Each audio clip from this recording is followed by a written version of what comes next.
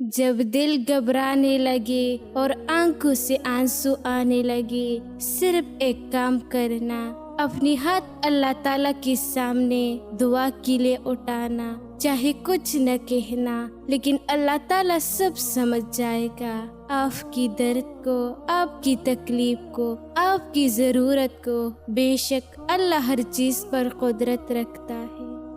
ہماری دنیا کی مسائل اتنی نہیں ہے جتنے طنز، سوال، دل دکانے والے تبصرے ہیں۔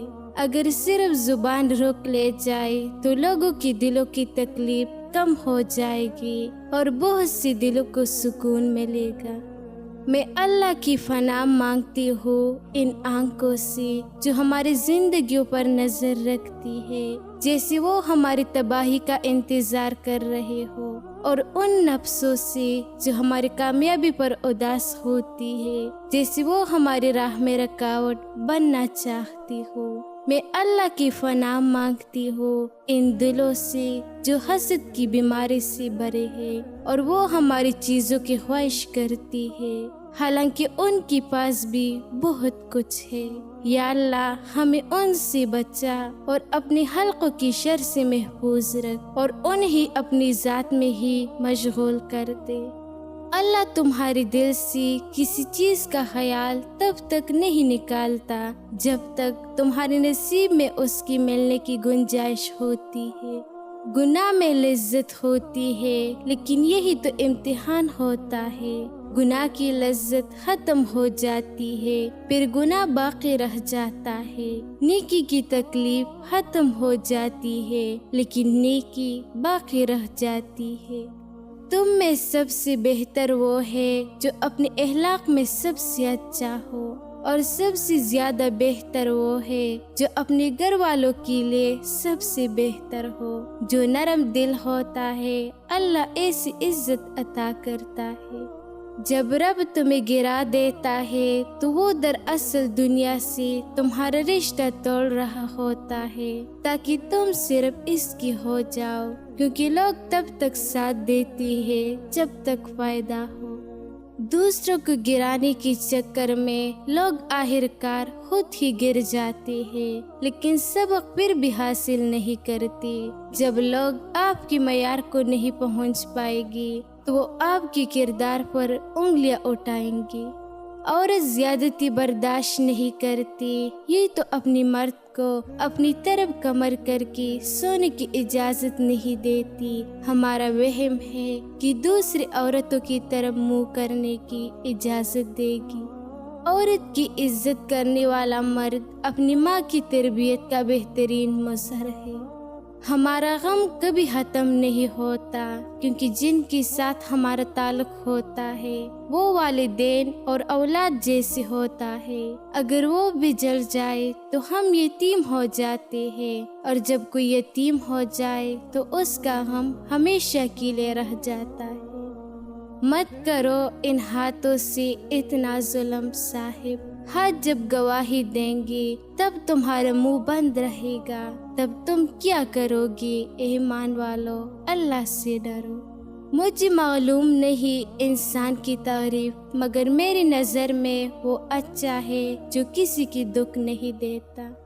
اپنی قدر کیجیے، جو تم سے تنگ آ جائے اسے چھوڑ دو، کیونکہ بوجھ بننے سے یاد بن جانا بہتر ہے۔ زندگی میں سب کچھ اپنے قابو میں نہیں ہوتا۔ رشتے، تعلقات اور انسانوں کے رویے وقت کے ساتھ بدلتے رہتے ہیں۔ کسی کو بار خود پر تھوپنا یا خود کو زبردستی کسی پر تھوپنا اپنی اہمیت جتانا عزت نفس کے خلاف ہے۔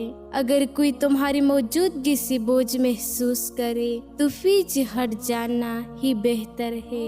اس لیے وہ لوگ جو تمہیں سمجھنے سے قاصر ہو انہیں آزاد کر دو تاکہ تم بھی سکون پا سکو اور وہ بھی۔ کچھ لوگ وقت کے ساتھ بدل جاتے ہیں اور بہتر ہو جاتے ہیں، لیکن اس کے بعد جب ہم ان کی وجہ سے سالوں تک تکلیف اور زخم سہتے رہتے ہیں تو پھر موقع دینے کا وقت گزر چکا ہوتا ہے، دل بھی نیاز ہو جاتا ہے اور جذبات کی تپش ختم ہو جاتی ہے۔ غیر محرم کی محبت ایک ڈرامہ ہے جس کی آخری قسط جسم ہے۔ مرد کی دوستی مرد کی ساتھ اچھی لگتی ہے، عورت کی ساتھ مرد صرف نکاح میں اچھا لگتا ہے۔ ایک غلطی ہو جائے تو لوگ بات نہیں کرتے، اور ہماری اتنی گناہ کرنے کی بعد بھی ہمارا رب ہمارا رزق بند نہیں کرتا۔ دل کا بوجھ ہلکا کرنا چاہتے ہو تو صرف اپنی رب کی بارگاہ میں رویا کرو۔ یہ وہ جگہ ہے جہاں نہ ماضی کا تنا دیا جاتا ہے، نہ مستقبل کا خوف دلایا جاتا ہے، بس رحم اور کرم کی پردوں سے ہم گناہگاروں کو ڈانپ لیا جاتا ہے۔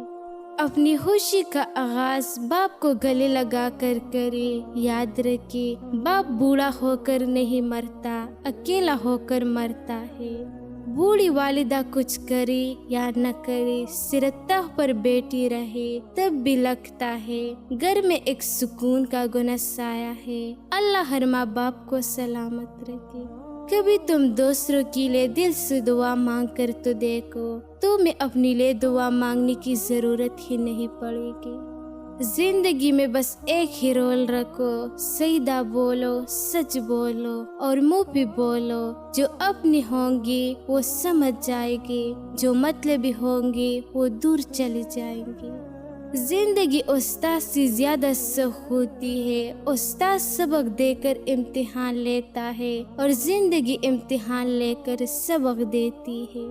باپ کا رشتہ بھی کسی سے کم نہیں ہوتا، باپ کی ہوتے ہوئے کوئی غم نہیں ہوتا۔ باپ سایہ ہے، باپ دکھ کی ڈال ہے، باپ کے بغیر یہ زندگی نہ ڈال ہے۔